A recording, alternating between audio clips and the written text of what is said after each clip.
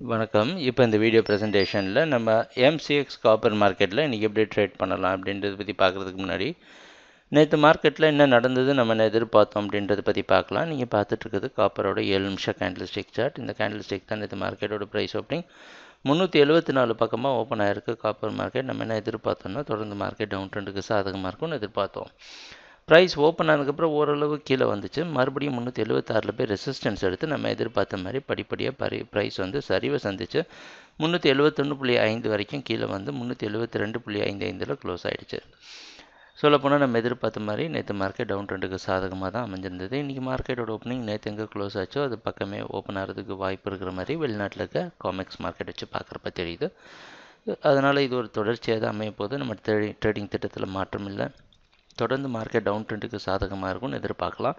ஒரே ஒரு மாற்றம் என்னென்னா 376 வரைக்கும் செல் பண்ணி 77 ஸ்டாப் லாஸ் வச்சு ட்ரேட் பண்ணுங்கள். எதிர்பார்க்குற அடுத்த டார்கெட் 370 366.